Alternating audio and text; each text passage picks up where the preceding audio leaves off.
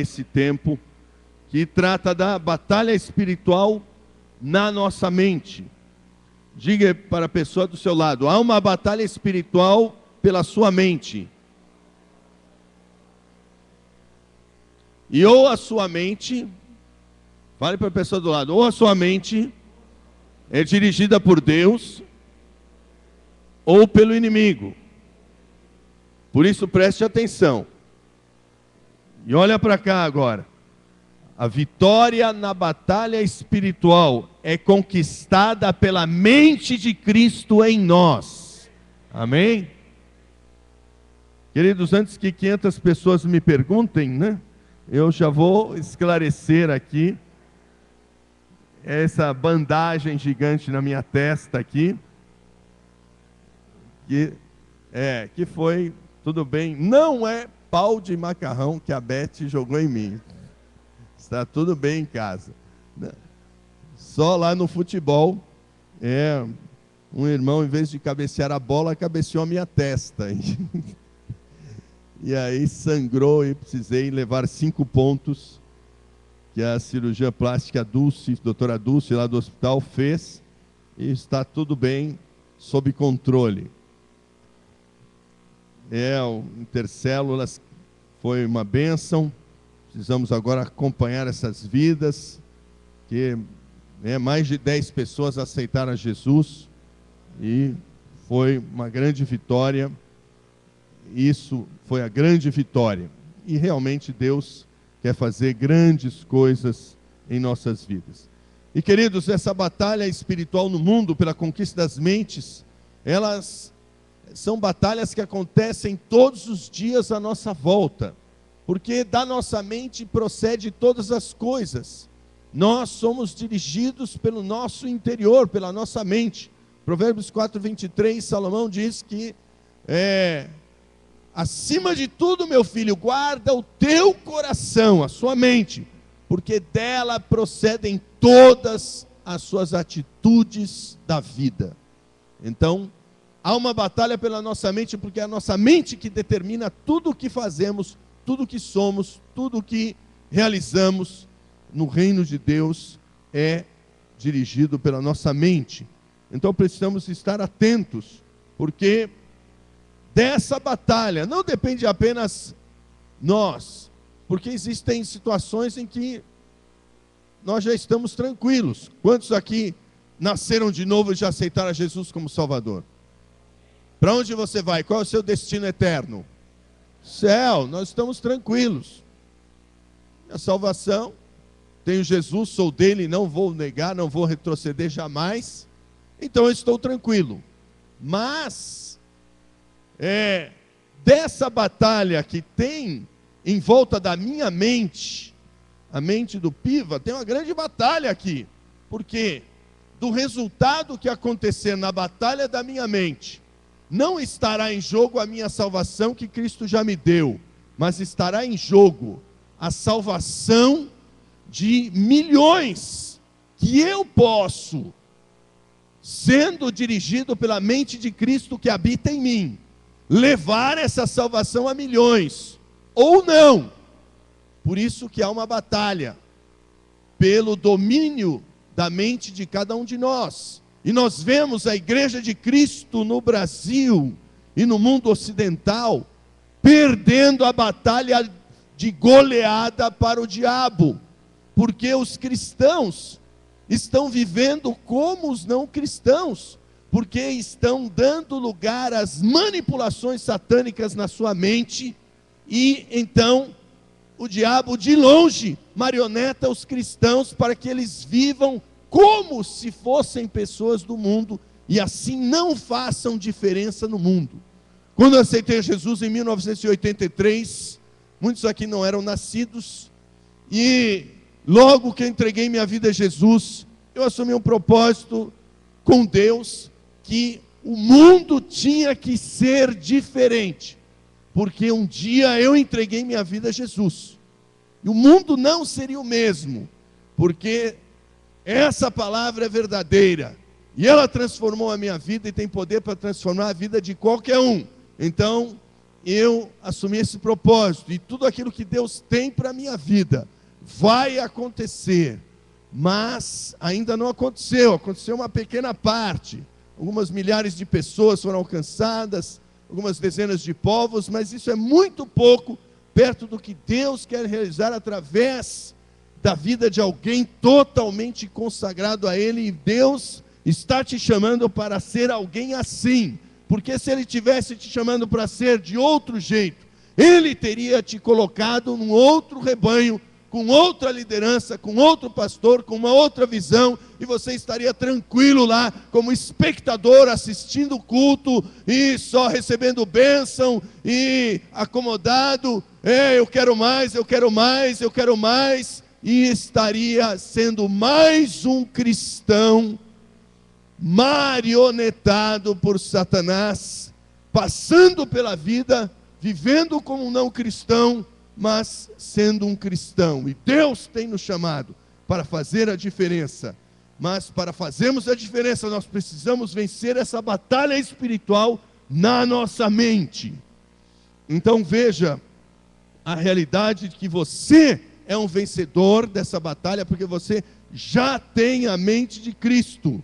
É preciso que você libere isso dentro de você. A vitória está dentro de você, porque o Espírito Santo já lhe deu essa mente. Veja em 1 Coríntios capítulo 2, de 9 a 16, que a palavra de Deus é muito clara nesse aspecto. Os próprios coríntios eram uma igreja assim, igual à igreja ocidental brasileira do século 21. Uma igreja de bebês, uma igreja abençoada, uma igreja próspera, uma igreja crescente, uma igreja cheia de dons, uma igreja cheia de recursos, uma igreja cheia de oportunidades, mas uma igreja bebê. Assim eram os coríntios. Eles tinham tudo, mas não faziam nada. Recebiam muito, mas produziam pouco, porque eram crianças carnais, dominados pelas suas mentes carnais e não pela mente de Cristo. Então o apóstolo Paulo escreve isso para eles, para lhes mostrar que eles não eram carnais, e sim espirituais de verdade, mas eles estavam vivendo como carnais. E depois no capítulo 3 o apóstolo Paulo fala exatamente isso, que não podia falar abertamente eles como espirituais, porque eles eram carnais, eles eram dirigidos pelo velho homem.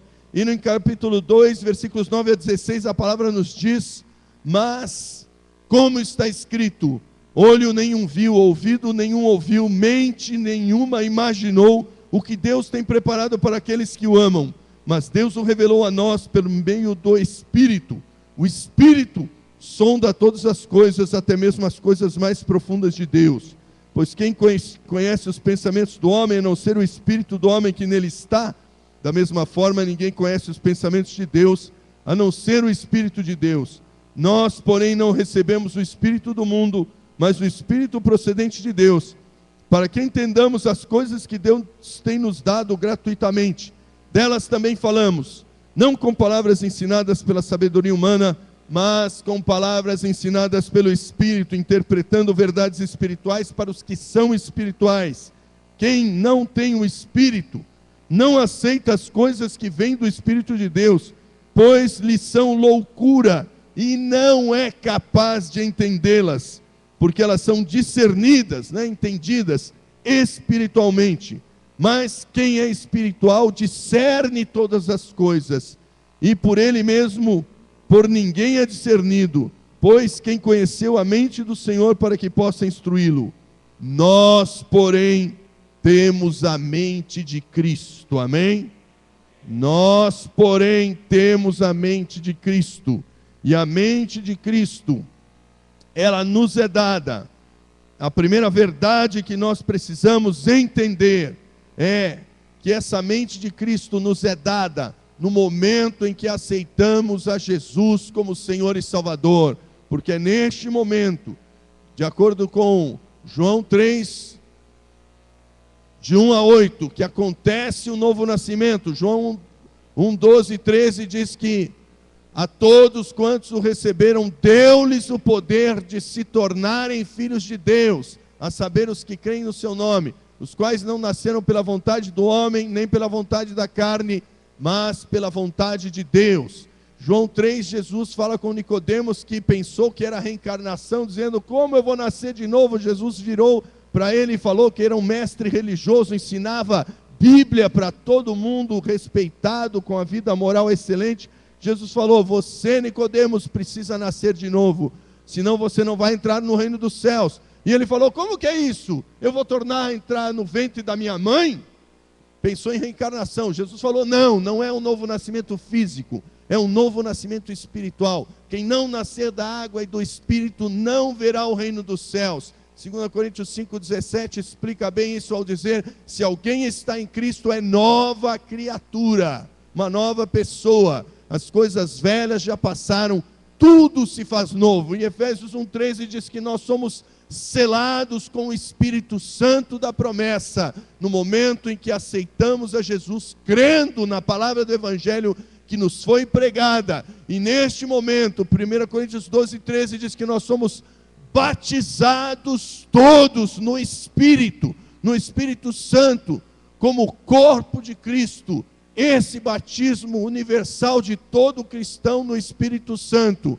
E temos, é claro, muitas experiências, mas todos são batizados nesse Espírito, independente se fala em línguas ou não, porque a Bíblia fala em 1 Coríntios 12, dizendo claramente, uma pergunta retórica: falam todos em línguas? E uma pergunta retórica é porque a resposta já é negativa. Em português, alguém que não conhece gramática poderia ficar em dúvida, mas no grego, a construção gramatical de uma pergunta retórica como essa só admite a resposta não.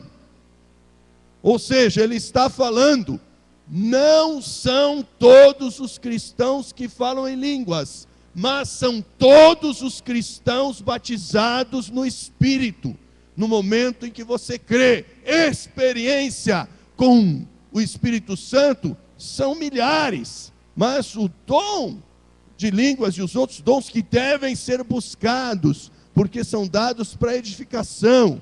Eu me lembro quando eu ouvi falar do dom de línguas, eu tinha uma semana de convertido, e eu comecei a orar, comecei a jejuar, comecei a ler a Bíblia, e comecei a orar, horas, pedindo: Senhor, eu quero esse dom, e comecei a orar, e dali 2 semanas, eu estava falando em línguas, e continuei falando, variedades de línguas, centenas de línguas diferentes, já tenho falado ao longo dos anos, porque são variedades de línguas, você não sabe exatamente as línguas que você está falando, mas são muitas, e você, quanto mais fala, mais você é edificado.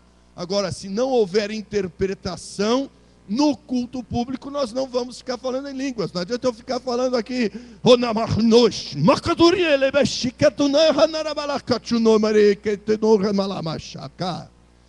nem eu sei o que eu falei, edifiquei a mim mesmo, porque eu falei em línguas, que é uma língua que eu sei lá, não sei, o Espírito Santo me dirigiu a falar essa língua agora, então eu fui edificado nessa língua.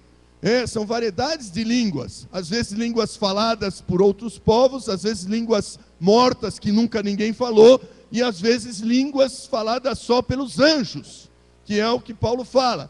Mas você deve buscar esses dons, e não deve ficar acomodado. Por exemplo, meu filho estava acomodado, o Gabriel, um tempo atrás, com 5 anos de idade, e durante toda a infância dele ele falou em línguas, mas depois ficou uma fase meio acomodada, parou de falar em línguas. Eu falei para ele: você tem o dom, você já falou em línguas, busque a Deus, você tem que ser cheio do Espírito e ter outras experiências. E agora, graças a Deus, Deus renovou a vida espiritual dele, e ele tem falado em línguas novamente, mas é um dom só, mas tem muitos dons, muitas experiências com Deus que Deus quer te dar, porque você já recebeu tudo isso quando você aceitou a Jesus. É como se nós fôssemos uma caixa d'água e tivéssemos ligados direto na adutora da Sabesp, aquela pressão de 1 milhão de litros por segundo. Nós estamos ligados e somos caixa d'água. Então, todas as vezes que você buscar o Senhor, tem aquela adutora lá de 1 milhão de litros por segundo, a sua caixa d'água vai encher, vai transbordar, tem água para todo lado. Por isso que Jesus disse no último dia da festa: todo aquele que crê em mim, rios de águas vivas fluirão do seu interior. Essa é a vida no Espírito, é a vida dirigida pela mente de Cristo, para você ser dirigido pelo Espírito e não pela carne, para você ter vitória. E na medida em que você busca essa vida espiritual que já está em você, você dá lugar e busca, e aquele que busca mais, recebe mais. O Senhor diz bem claro: buscar-me-eis e me achareis quando me buscardes de todo o coração. Então você busca e recebe. Jesus foi claro em Mateus 7,7, de 7 a 11, ele diz: todo aquele que pede, recebe, todo aquele que busca, encontra, acha, todo aquele que bate, lhe é aberto. Se vocês sabem, Lucas 11,13, se vocês que são maus sabem dar boas coisas aos seus filhos, quanto mais o Pai Celestial de vocês dará o Espírito Santo quando vocês pedirem. Então, todas as vezes que você busca ser cheio do Espírito Santo, Deus te enche, e enche você e enche seus filhos, enche todos aqueles que você está orando, porque é a vontade de Deus. Essas experiências que o Gabriel teve aí, de falar em línguas, cair no Espírito, em vigílias, quando tinha 5, 6, 7, 8, 9 anos de idade, não foi porque ele buscou muito, claro que ele estava buscando também, mas foi muito mais pela nossa oração, que nossos filhos já eram cheios do Espírito Santo desde o ventre, porque muito antes de nós casarmos, nós já orávamos por eles todos os dias, e depois que casamos, já continuamos orando, e depois que a Beth foi ficando grávida, fomos orando todos os dias por cada um deles, e depois que eles nasceram, cada um deles nós líamos a palavra de Deus, e orávamos todos os dias, e eles foram cheios do Espírito. Era só eu pregar, e os filhos no ventre da Beth já estavam dançando no Espírito lá, não estava chutando bola não, Gabriel não estava chutando bola não, estava... Tem gente que fala, futebol é o esporte do Brasil, não, o filho já está chutando, vai nascer jogador. Não, por acaso ele é jogador, mas ele estava lá louvando a Deus, cheio do Espírito, quando eu pregava, os filhos se mexendo na barriga, porque eram e são pessoas consagradas a Deus, e nós vamos enfrentar então uma segunda realidade, é que os não crentes vão pensar que somos loucos. Os não crentes vão pensar que somos loucos. Isso é normal. É uma santa loucura. Aconteceu com todos os homens e mulheres de Deus. Por quê? Porque nós somos diferentes. O sal tem que salgar, dar sede nas pessoas de Deus. O sal tem que dar sabor para a vida, porque a vida sem sal não faz sentido. É assim que nós somos, e o sal conserva, para que essa sociedade não apodreça. Nós somos sal. Sal era usado para conservar alimento. Quando nós moramos 2 anos lá na tribo, não tinha geladeira, então eu caçava os bichos, pescava grandes peixes e salgava a carne deles. Pegava um pirarara de 40 quilos, de 50 quilos, salgava a carne do pirarara. Nós comíamos aquela semana pirarara. Matava um veado, salgava a carne do veado. Matava um cervo, salgava a carne do cervo. Nós comíamos 3 semanas carne de cervo. Matava um queixada, 2 queixadas, charqueava aquela carne, porque o sal conserva o alimento. Então, querido, você é sal, você é luz. Se a luz estiver escondida, fica tudo escuro. Por isso que esse mundo está cada vez mais feio na foto, porque está faltando luz. Por isso que esse mundo está cada vez mais sem sentido, o suicídio aumentando nos países do primeiro mundo. Japão, campeão mundial de suicídio, um dos maiores a segunda maior renda per capita do mundo. Suécia, vice-campeã mundial do suicídio. Terceira maior renda per capita do mundo, a sociedade perfeita, não há ninguém pobre lá.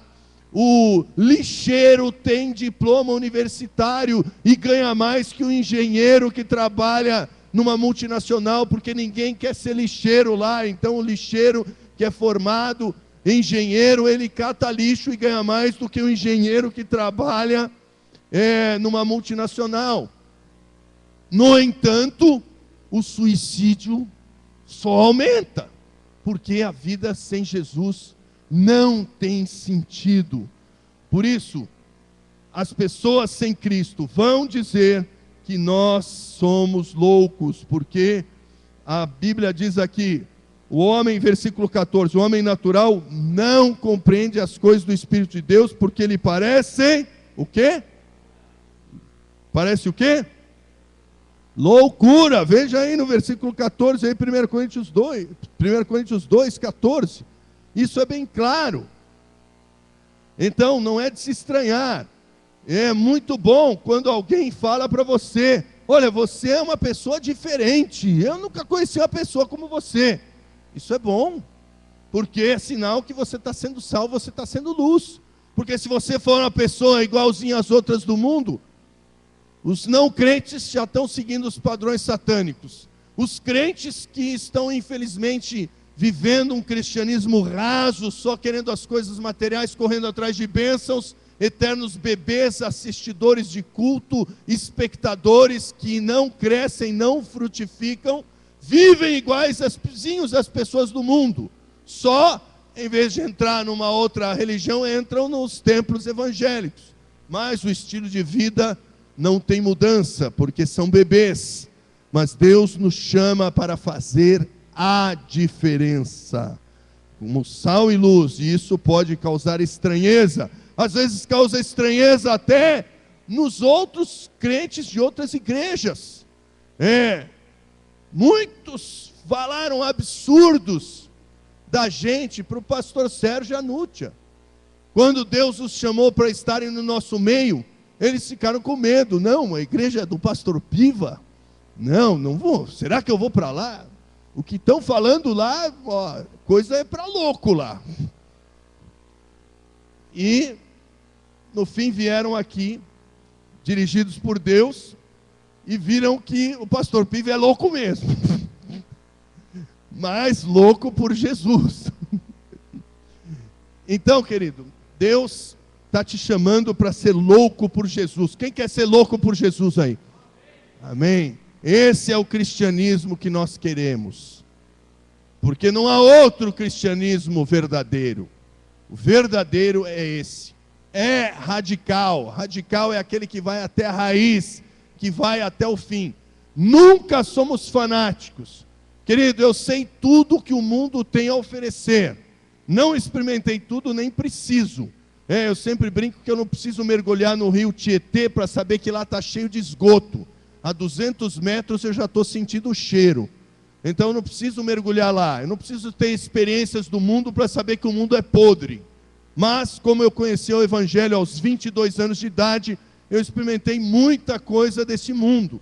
Mas você vê e observa. Você olha a televisão e vê. Você escuta o rádio e vê. Você vê na internet as notícias e vê. Você lê um jornal e vê. Você ouve um noticiário e vê como está o mundo. Então você sabe que está podre, você não precisa experimentar nada de lá para saber que é podre. Você já sente o cheiro a quilômetros de distância.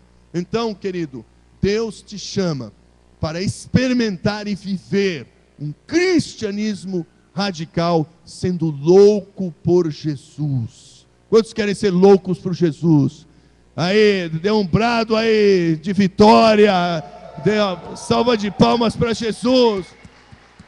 Hey, hey, hey, levanta aí, fique em pé, fique em pé. Hey, hey, hey, Jesus é o nosso rei. Hey, hey, hey, Jesus é o nosso rei. Hey, hey, hey, Jesus é o nosso rei. Leleo, leleo, leleo, leleo, Jesus. Leleo, leleo. Jesus. Vire para o irmão da direita, esquerda e diga: eu sou louco por Jesus. Senta aí, querido. Que tem mais, que tem mais. Estamos na segunda verdade. A terceira verdade. Abra em 2 Coríntios capítulo 10, versículos 3 a 5. Terceira verdade é que o inimigo quer construir as suas fortalezas de mentiras, ou fortalezas da mentira, na sua mente. Isso nós temos que tomar cuidado. Olha, eu não sei a estatística, mas eu acredito que mais de 90% dos cristãos brasileiros hoje são dominados por fortalezas demoníacas, porque vivem o estilo de vida baseados em conceitos mentirosos do mundo, e não nos conceitos da palavra de Deus. Quem fez isso? Satanás. Como? Em 3 etapas, que estão descritas aqui nesse texto, e nós temos que ser vacinados, nós temos que ter antídoto para sair das arapucas que o inimigo já nos enlaçou, mas temos que ter vacina para não cair mais. Você vai sair uma vez e não vai voltar mais. E quando vier o ataque do inimigo para que te envolver de novo, para te colocar lá na gaiolinha dele, você não vai aceitar, porque tem muito cristão na gaiola do diabo, porque ele só faz aquilo que o diabo quer, ele não faz a vontade de Deus, ele está preso ali no seu mundinho, e Deus quer nos libertar, porque Jesus disse em João 8,31, aqueles que criam nele, não basta acreditar, tem que viver, não basta invocar, tem que praticar, porque Jesus disse, olha, muitos naquele dia vão dizer, Senhor, Senhor, em teu nome fizemos milagres, em teu nome pregamos a palavra, em teu nome profetizamos, em teu nome expulsamos demônios. E Jesus disse, olha, eu vou dizer para eles, nunca conheci vocês que vivem na prática do pecado, da iniquidade, da desobediência das leis de Deus, voluntária e constante. Então não se impressione com dons, mas sim com caráter, porque dons qualquer um tem, caráter só aquele que é cheio do Espírito Santo. E Deus te chama para ser um homem de Deus, uma mulher de Deus de caráter, e aí Ele vai te encher de dons, você vai usar esses dons para a glória dEle, mas para isso você precisa sair de qualquer conceito de mentira, fortaleza que o diabo lançou na sua mente, ele é sutil, e não deixar que isso aconteça de novo. Então veja em 2 Coríntios capítulo 10, versículos 3 a 5, que a palavra é clara aqui. Eu vou ler na NVI, depois vou citar o versículo 4 e 5 também na versão Almeida Revista e Atualizada. Pois embora vivamos como homens, não lutamos segundo os padrões humanos. As armas com as quais lutamos não são humanas, ao contrário, são poderosas em Deus para destruir fortalezas. Destruímos argumentos e toda pretensão que se levanta contra o conhecimento de Deus.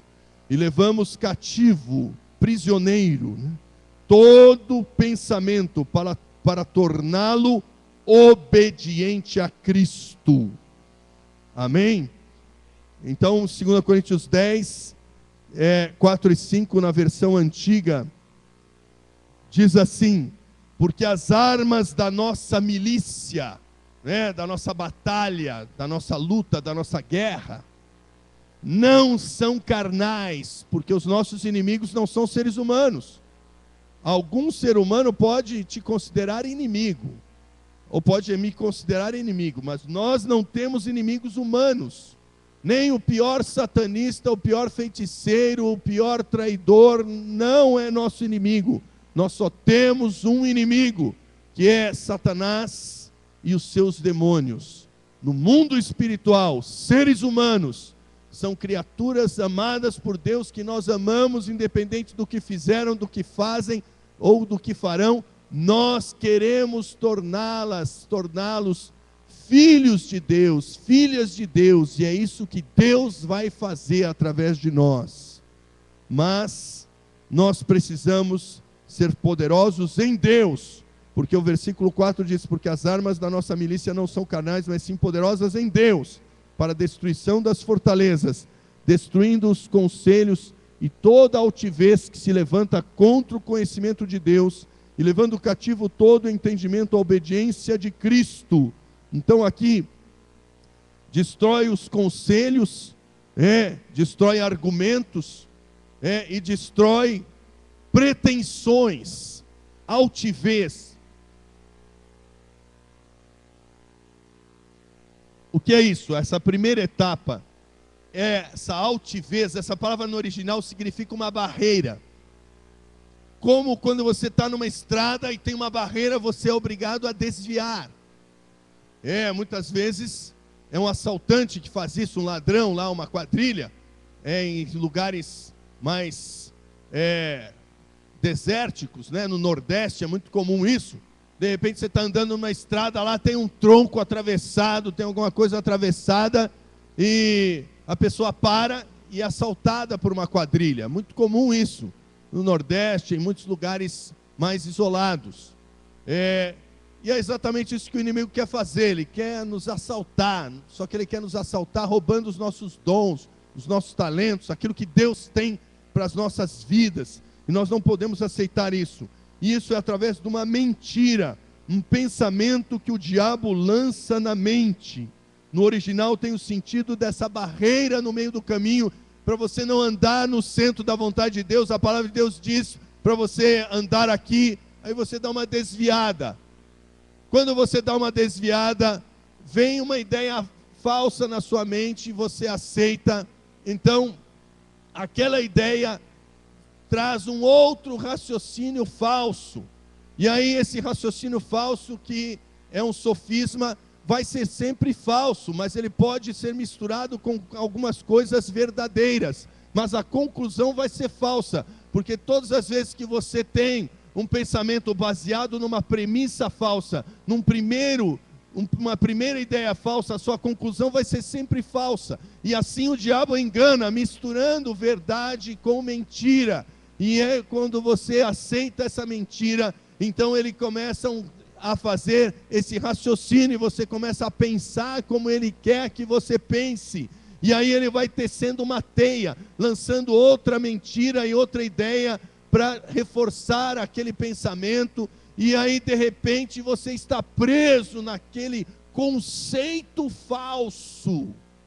Hoje nós temos visto, por exemplo, a homossexualidade como um conceito, uma fortaleza falsa na mente das pessoas, até mesmo pelo Conselho Brasileiro de Psicologia, que de forma arbitrária, irracional, anticientífica, absurda, diz que alguém que tenha um comportamento homossexual não pode ser encorajado e ajudado a sair desse comportamento por um profissional psicólogo, o que é totalmente absurdo, porque eles ajudam e incentivam as pessoas que estão em dúvida para que assumam a sua homossexualidade, mas aqueles que estão na homossexualidade e querem viver uma vida heterossexual, há uma pressão. Então nós estamos vivendo, como alguém falou recentemente, uma ditadura da homossexualidade, como se as pessoas fossem obrigadas a serem homossexuais quando não querem. Mas não é assim. Mas muitos aceitam essa fortaleza da mente, que está na mente até dos que comandam a psicologia nesse país e no mundo, em muitos lugares, como uma verdade, que não tem nada de verdade, é totalmente falso. Mas supondo que alguém tem problema com homossexualidade. Querido, mais de 20% das pessoas que eu conheço têm problemas com homossexualidade. É mais de 1/5 das pessoas.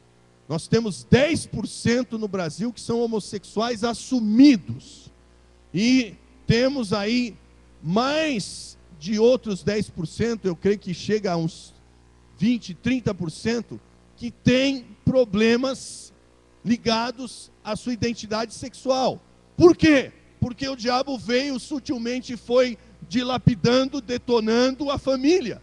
E a identidade sexual se desenvolve através de uma família que tem pai e mãe presentes. 40% dos lares brasileiros não tem a figura do pai. Então tudo isso vai minando e vai induzindo pessoas a um comportamento homossexual. O abuso chega em torno de 10%. Experiências de abuso, não tem estatísticas confiáveis, mas é muito frequente pessoas passarem por abusos na infância. Isso induz a experiências que induzem a homossexualidade.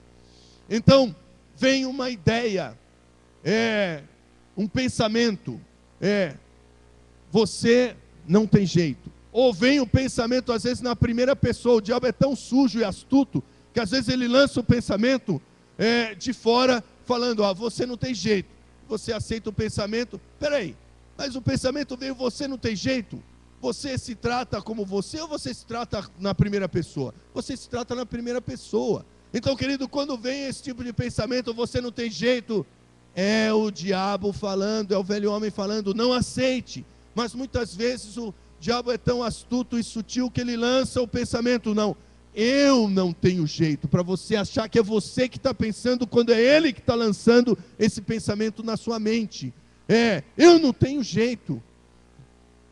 Eu não tenho jeito, eu não consigo. Eu tentei, mas não consigo. Então, é melhor eu parar de tentar. E aí, se estabelece, então, um raciocínio falso em cima de uma premissa falsa. A premissa falsa é que eu não tenho jeito. Jesus tem a palavra final, Ele é o sim e o amém, e todas as promessas dessa palavra são verdade na sua vida. Então você tem jeito, eu tenho jeito, e todo mundo é nova criatura em Cristo, e não há situação que Ele não possa vencer. Então percebe, veio a primeira mentira, eu não tenho jeito. Aí vem o raciocínio, eu não tenho jeito, eu já tentei, não consegui, então é melhor eu não tentar. E aí então se introduziu um raciocínio falso, para que você não tente mais. E aí então uma série de outras mentiras vem, tá vendo, fulano também não deu, tá vendo, você tentou, mas não deu, tá vendo, ele errou com você, olha, não tem jeito mesmo, eles não acreditam em você, e um monte de outras mentiras vem, e vem alguém do mundo, fala mais uma mentira, e mais raciocínio falso, e a teia vai se formando, e o pensamento vai ficando, igual uma medusa diabólica, aqueles cachos tomando toda a mente, e de repente estabelece-se uma fortaleza na mente. Eu nasci homossexual, eu sou homossexual, não tem jeito, eu vou ter que assumir minha homossexualidade. É do diabo, não é de Deus.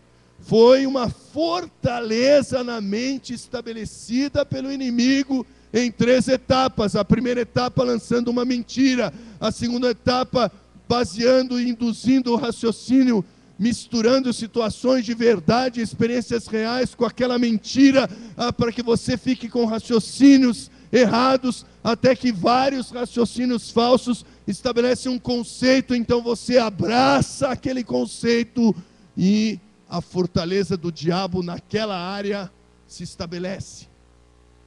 Vamos mudar radicalmente de assunto. Vamos falar de finanças, dízimos e ofertas. Muitos têm problemas financeiros. Vivemos uma época que deu aí na notícia, 34% das famílias estão endividadas no Brasil, ou seja, 1 a cada 3 famílias está endividada. Então, a primeira coisa que o diabo vai lançar: você tem dívida, você tem contas, é melhor você não dar o dízimo, porque se você der o dízimo, as contas não dá. Se você der o dízimo, vai faltar para as contas. Então, você aceita a mentira que não dá para dar o dízimo, não dá para dar oferta, as suas contas não vão fechar, que parece ser uma verdade, mas como é uma verdade que não é verdadeira no mundo espiritual, porque nós não dependemos de nós, mas nós dependemos de Deus, e Deus vai fazer na medida da nossa semeadura e da nossa administração. Nós temos que crer no sobrenatural, mas temos que fazer a nossa parte. É claro, se você fica usando o cartão de crédito para tudo, sem controle, e vai dizendo sim, sim, sim, vai comprando o que dá nos olhos, não vai fazendo conta, não vai controlando o seu orçamento, vai estourar todo mês e não adianta dar dízimo e oferta, porque você está descontrolado e precisa controlar o seu orçamento. Mas, na medida em que você não dá o dízimo, então estabelece aquele conceito: eu não consigo dar o dízimo, é melhor eu não dar o dízimo, porque eu vou ficar com menos dinheiro. Aí você assumiu uma fortaleza do diabo na sua mente, que é melhor viver infiel do que fiel. Será que é verdade que é melhor viver infiel do que fiel? Quem acha que é melhor viver fiel, levanta a mão. Percebe? Alguém que não está dando dízimo e oferta, está acreditando e abraçando o conceito dessa fortaleza na mente financeira, de que é melhor viver infiel do que fiel. Mas foi uma série de raciocínios, começando com uma mentira, somando algumas verdades manipuladas, vem um raciocínio, vem outro, e aí de repente a pessoa abraça esse conceito. Ouvi um testemunho essa semana de um lojista dando testemunho que ele estava há 1 ano e pouco sem dizimar, porque a coisa apertou. Ele é dono de uma rede de lojas, a coisa apertou, e aí ele não deu o dízimo porque estava apertado. Aí no mês seguinte ele perdeu uma loja, aí a coisa ficou mais apertada, e ele não deu dízimo de novo, perdeu a segunda loja, e assim foi. Em 1 ano ele perdeu 8 lojas, e aí finalmente caiu a ficha, e ele voltou, pediu perdão para Deus, pediu oração para o pastor, e assumiu um compromisso de ser um dizimista e ofertante fiel, porque agora vai funcionar. Porque quando você semeia, você colhe. Se você come as suas sementes, o que você vai colher? Nada. Se você semeia de vez em quando, você vai colher de vez em quando. E nós temos que colher sempre. Por isso que somos fiéis. Então não importa se é identidade sexual, se é finanças, ou se é a mordomia dos seus talentos, e o que você vai fazer com os talentos da sua vida. Tudo isso está ligado exatamente a essa batalha espiritual na mente. Pode ser que alguém pense: não, eu vou viver para mim, eu vou pensar na minha família, eu quero mais dinheiro, eu quero mais bens materiais, eu não vou vir no Tadel. Para que vir no Tadel? Não tenho tempo para isso. Mas se tem hora extra, eu estou lá. Eu não tenho tempo para isso, mas para assistir um vômito satânico na TV tem tempo. Então nós precisamos entender que tudo está ligado a uma batalha espiritual. Deus te chama para ser frutífero, é a vontade de Deus. João 15,16: não foram vocês que me escolheram, mas eu escolhi a vocês para irem e darem fruto, e fruto que permaneça. Mas se você aceitar as mentiras do diabo para você não pagar o preço de ser treinado para frutificar, de não abrir a sua casa para uma célula, de não estar no Tadel sendo treinado, de não estar indo no discipulado e não estar discipulando, você nunca vai crescer e vai passar a vida inteira e daqui a pouco Deus vai pedir contas. E o que você vai oferecer a Ele?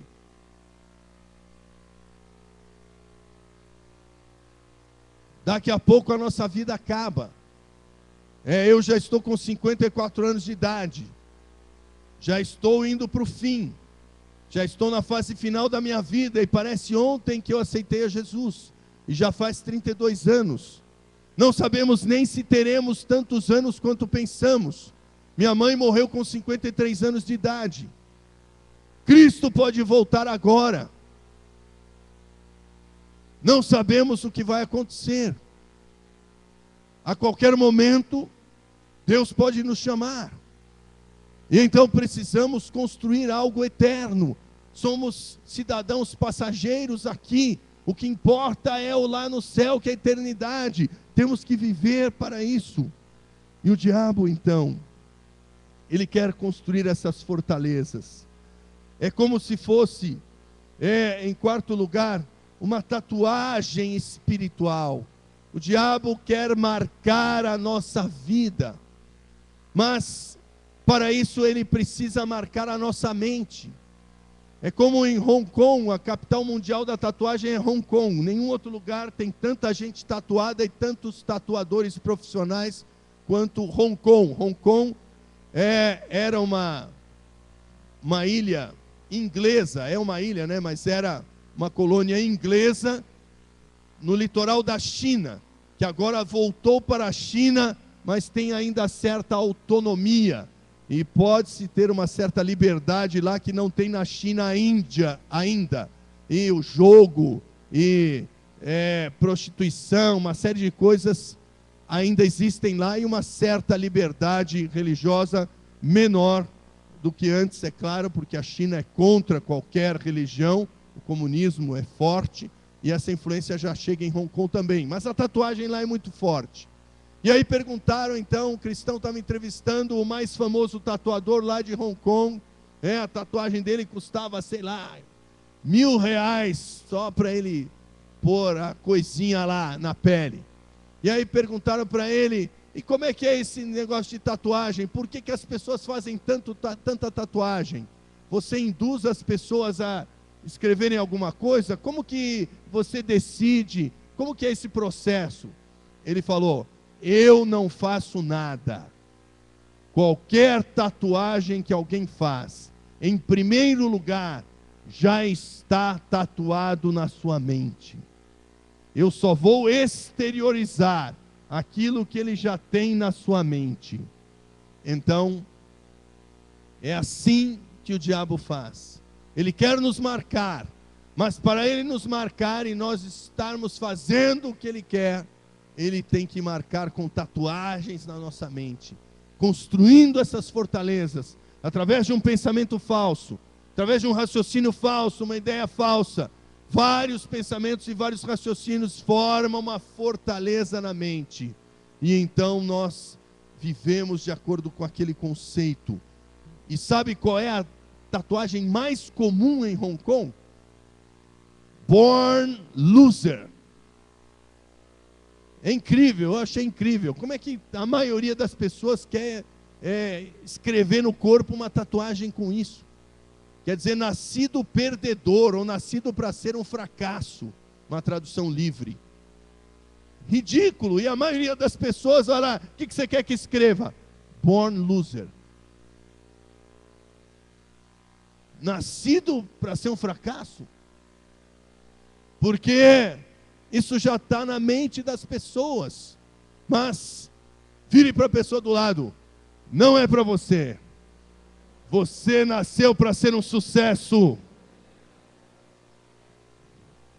Jesus te chama para ser um sucesso.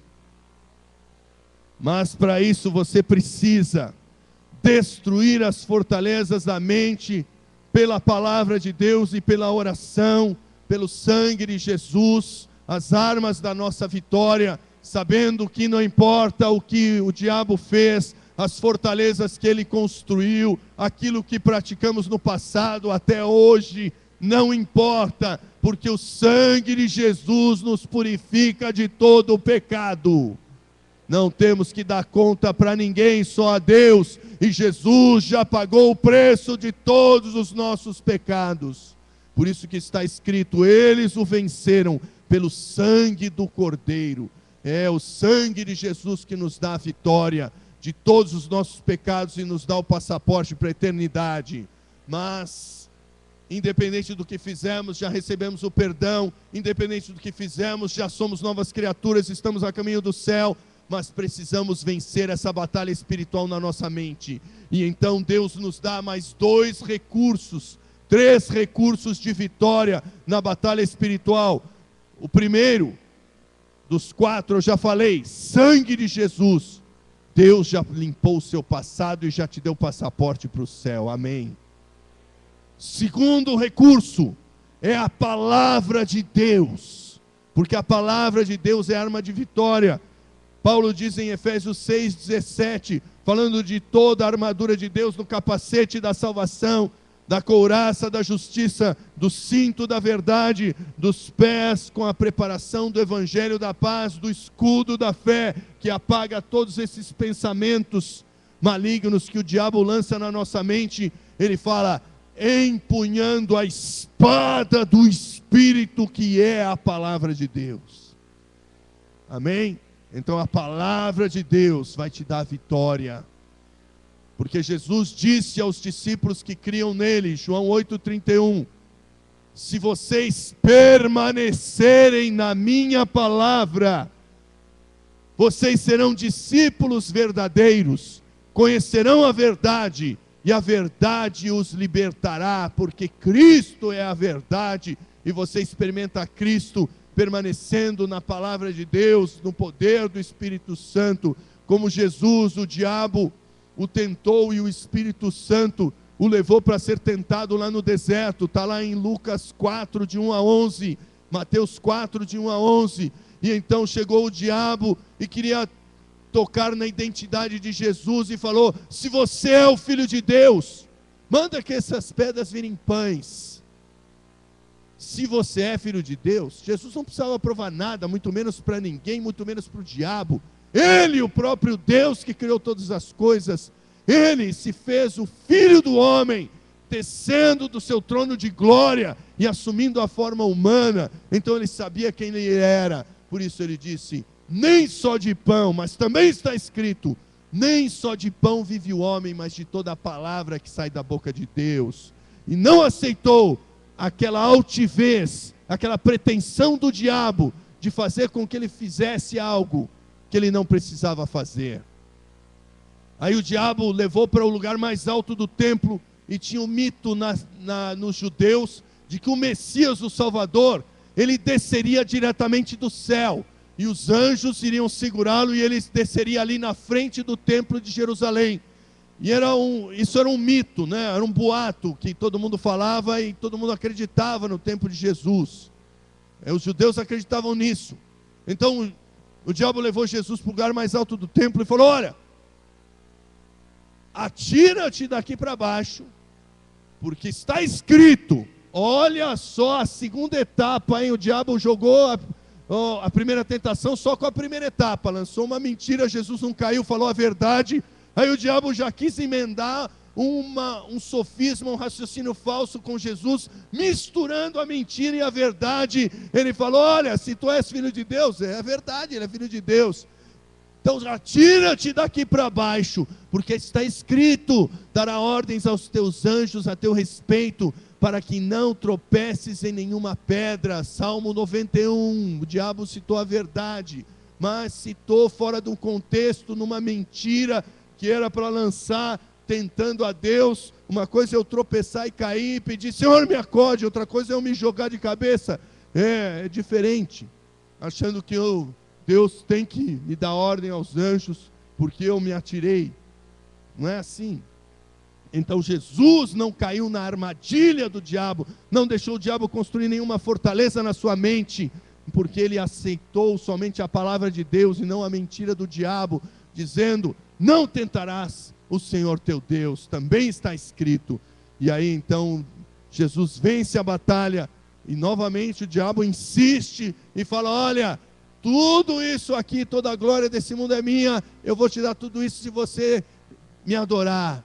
E aí Jesus disse: vai-te, Satanás, né? Vá de retro, porque está escrito: adorarás ao Senhor teu Deus e só a Ele servirá. E então venceu o combate ali no deserto, quando ele foi tentado 40 dias e 40 noites, ficou jejuando e orando só com água, ou sem água, mas eu acredito que com água, nós não sabemos. A Bíblia diz que ele não comeu nada, não sabemos se foi jejum sem água, eu acredito que foi com água. Mas a palavra de Deus então nos dá a vitória, e nós destruímos as fortalezas e não aceitamos que essas sejam construídas em nós. E o terceiro recurso é a oração. Efésios 6,18 diz: Paulo, orando em todo o tempo, com toda a oração e súplica, por todos os santos e por nós, pela palavra. Então, querido, nós precisamos orar em todo o tempo, porque o Espírito luta contra a carne e a carne contra o Espírito. Os coríntios tinham o Espírito Santo, falavam em línguas, ressuscitavam mortos, oravam pelos enfermos, eles eram curados, expulsavam muitos demônios, tinham visões de Deus, profetizavam, tinham revelações, mas eram carnais e o diabo deitava e rolava com eles, porque eles não estavam andando no Espírito, mas sim na carne. Então, querido, Deus te chama a andar no Espírito, a ser dirigido pelo Espírito Santo. Esse é o terceiro recurso para você ter uma vitória na sua mente. E o quarto recurso que Deus deixa é o seu líder espiritual, o seu discipulador. Porque duas cabeças pensam melhor do que uma. Alguém que está de fora enxerga muito mais do que quem está lá de dentro. Isso é lógico. E Deus nos faz caminhar dessa forma. Por isso que Paulo diz para Timóteo: olha, Timóteo, 2 Timóteo 2,2, o que você recebeu de mim, transmite a outros, que sejam fiéis e capazes de transmitir a outros, e por sua vez a outros. Então, ninguém deve andar sozinho, porque o que dois de vocês, Mateus 18,19, Jesus disse: o que dois de vocês concordarem na terra será feito pelo meu Pai que está nos céus. A oração de concordância, discipulador-discípulo, é poderosa. A oração marido-mulher é poderosa, porque são dois concordando na terra, e o diabo perde sempre, aleluias. Porque onde 2 ou 3 estiverem reunidos em meu nome, disse Jesus em Mateus 18:20, eu estou ali no meio deles, aleluia. E Jesus te chama para ser um vencedor e viver como um vencedor em todas as áreas da sua vida. Não apenas ser um vencedor, porque você já é, em Cristo já somos. Vamos passar a eternidade no céu, vamos passar a eternidade com Deus. Todas as coisas dessa terra, 2 Pedro 3, 10 e 11 diz que serão destruídas pelo fogo, nada vai sobrar, todos os elementos se desfarão, um grande estrondo, tudo será queimado, e a terra e todas as obras que nela existem serão destruídas pelo fogo, não vai sobrar nada. Nada levamos deste mundo, nada trouxemos e nada levaremos, a não ser aquilo que colocamos no mundo espiritual, no reino de Deus em Cristo. Por isso precisamos viver como vencedores, para que um dia, quando você comparecer diante do Senhor, o Senhor fale de você: servo bom e fiel, você foi fiel no pouco, eu te colocarei no muito. Quem quer ouvir isso de Jesus? Aleluia, é o que eu mais quero, porque lá naquele dia, tudo que está oculto vai ser revelado, todos os pensamentos, todas as motivações, todo o nosso estilo de vida vai ser revelado, e então cada um vai receber o verdadeiro louvor de Deus. E Deus quer te abençoar grandemente naquele dia, porque você já é abençoado agora. Mas, querido, há uma batalha, porque através de você tem uma multidão que vai entrar no céu ou não, dependendo do que você fizer. Deus tem um chamado para essa igreja e para a sua vida, porque Ele te colocou aqui. O chamado de obedecer a palavra de Deus, o chamado de ser luz e sal, o chamado de viver totalmente para Jesus, o chamado de obedecer àquele que disse: aquele que quiser vir após mim, negue-se a si mesmo, tome a sua cruz e siga. O chamado daquele que vai obedecer a palavra que nos diz: ide e fazei discípulos de todas as nações. O chamado daquele que quer amar o Senhor, que nos mandou: ame ao Senhor de todo o coração, alma, entendimento e força. Daquele que nos ensinou que em Cristo todas as coisas são eternas, fora de Cristo nada vale a pena. E nós precisamos viver esse cristianismo, porque Deus quer que muitos de vocês saiam daqui e plantem igrejas na visão do MDA, com visão missionária, alcançando multidões em outros lugares e enviando mais missionários para inundar as nações com a palavra de Deus. Muitas igrejas serão plantadas. Estávamos orando lá na Lagoinha e um irmão teve uma visão, e vários intercessores da igreja estavam orando, e atrás de cada intercessor havia uma grande torre. E o irmão ficou impressionado e falou: quantas igrejas vocês representam? Não, só uma. E aí ele falou: olha, eu via uma grande torre atrás de cada um de vocês, porque muitas igrejas sairão através de vocês. Deus quer usar grandemente a sua vida. Existe uma batalha espiritual, porque o inimigo sabe do seu potencial. Por estar nesse exército, o inimigo teme esse exército, o inimigo se levanta para tentar bloquear esse exército, mas ele já foi derrotado e será derrotado. Mas Deus te chama para fazer a diferença, através de um compromisso com Ele, de ter uma vida dirigida pela mente de Cristo, pois somente assim você viverá como um vencedor e cumprirá o chamado de Deus. Talvez alguns até vão mais longe, irão mais longe, como as minhas filhas, a Débora, a Daniela, elas estão indo mais longe. Talvez alguns aqui vão para missões, mas ninguém pode ir para missões se não crescer e frutificar espiritualmente aqui, porque aqui você domina a língua, a cultura, é tudo fácil para você. Se você não consegue frutificar aqui, se você não tem experiências com Deus aqui, como você vai ter lá? Onde você não conhece a língua, a cultura, é tudo difícil, tem barreiras enormes: islamismo, comunismo, hinduísmo, budismo, shintoísmo, idolatrias, tradições. Como você vai querer frutificar lá se você não frutifica aqui?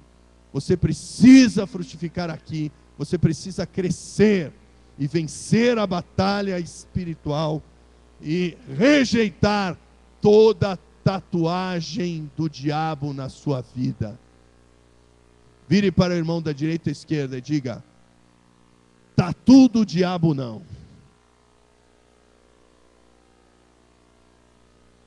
O diabo quer tatuar a sua mente.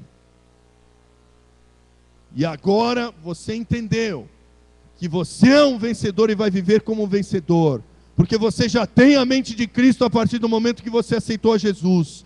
Porque você aceitou ser louco por Jesus, porque você não vai se comparar com as pessoas do mundo que não entendem nada e acham que tudo é loucura, porque elas estão cegas por Satanás, como a Bíblia nos diz em 2 Coríntios 4, 3 e 4.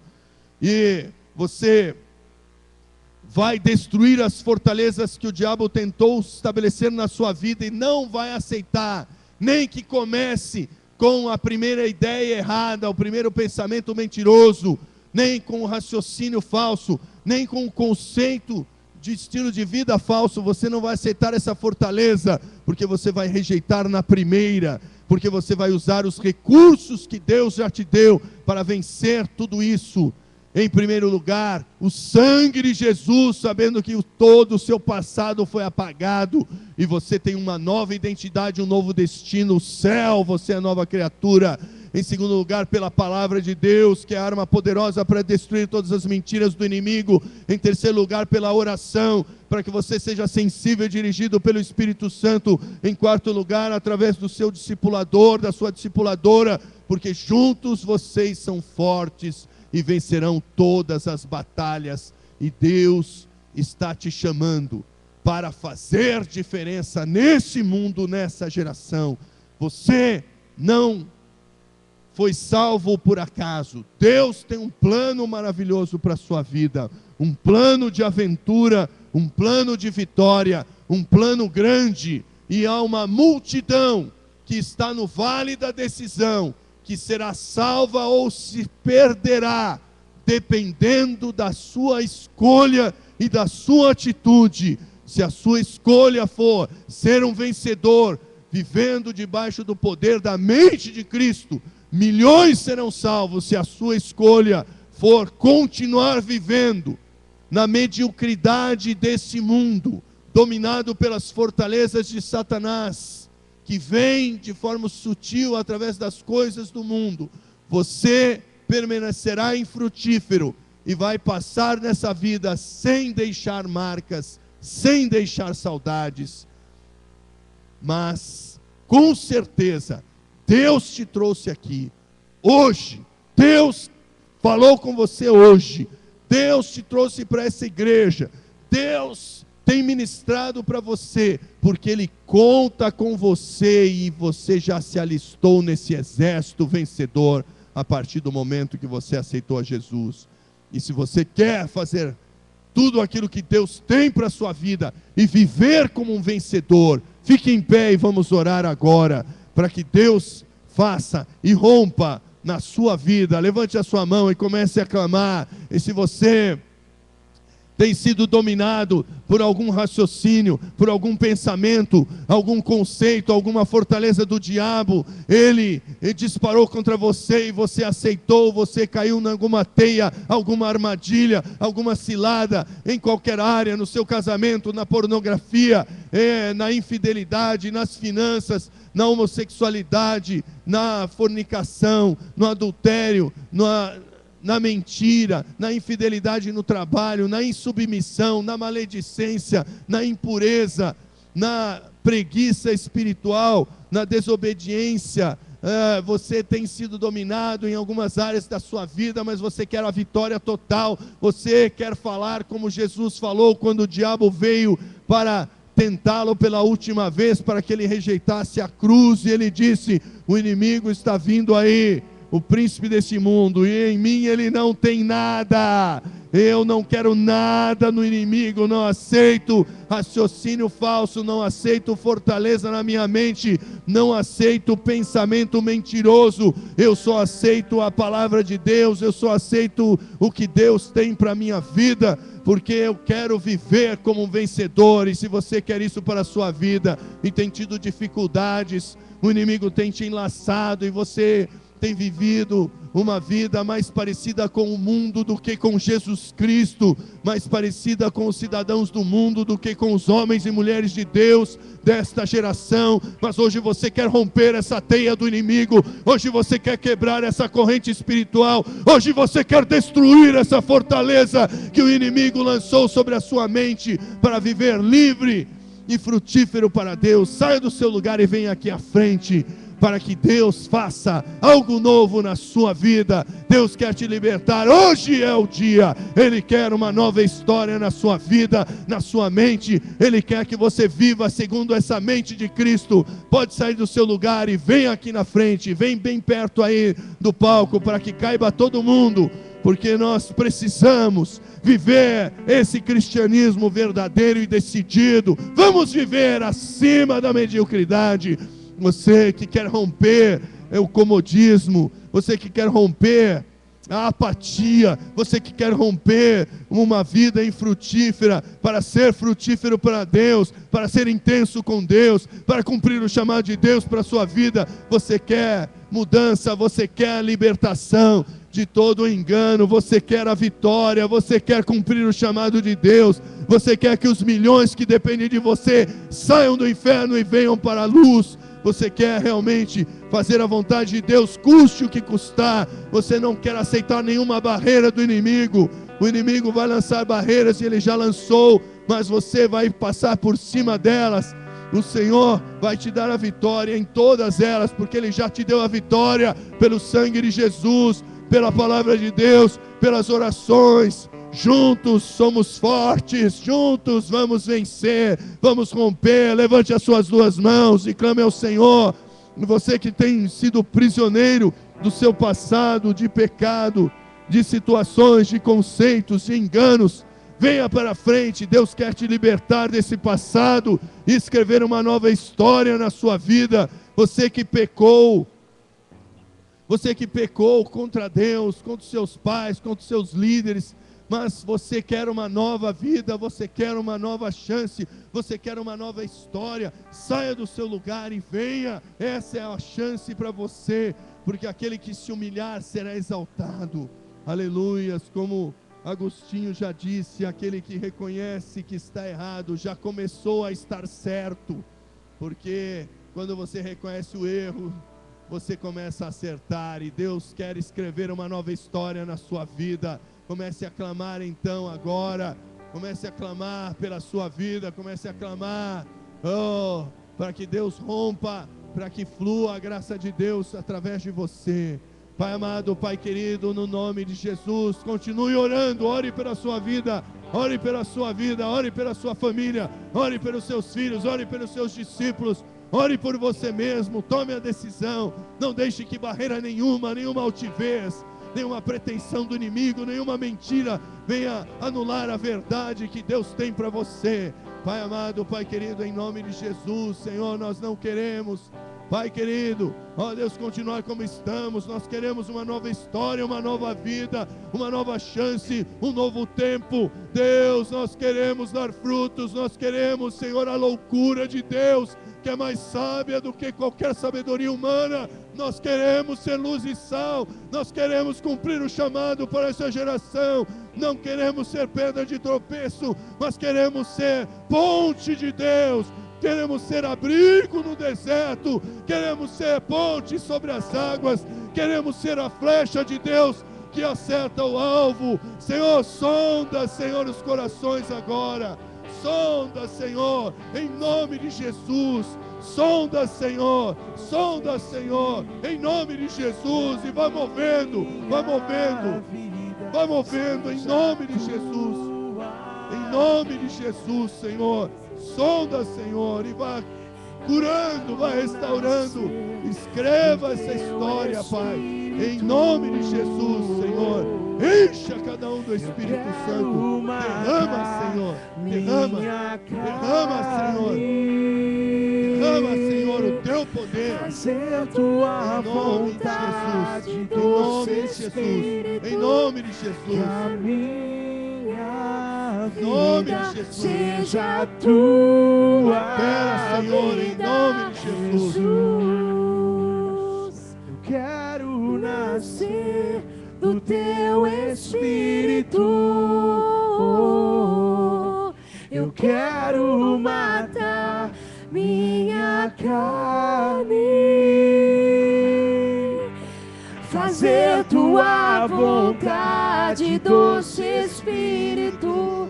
Que a minha vida seja a tua vida, que a minha vida seja a tua vida, que a minha vida seja a tua vida, Jesus. Aleluia, vamos aplaudir o Senhor. Glória a Deus, glória a Deus. Aleluia, aleluia, aleluia, aleluias. Glória a Deus. Querido, querida, meu amado, minha amada, preste atenção nisso, que é o que Deus está falando para você agora.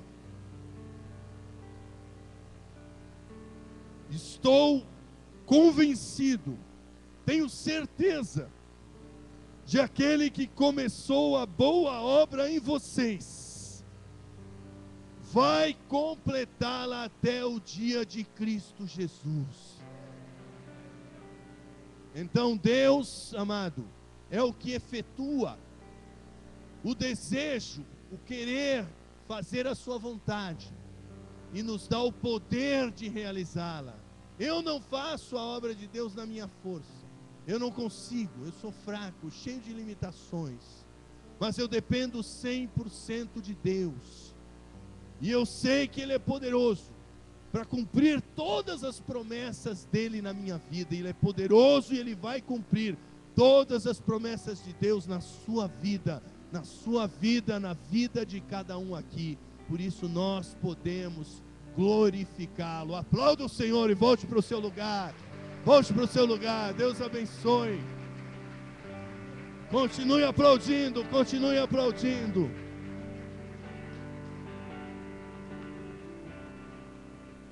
Solta o vídeo dos intercessores. Vou chamar a pastora Beth e todos os intercessores presentes que estejam vindo aqui para cima do púlpito logo após esse vídeo, que é um vídeo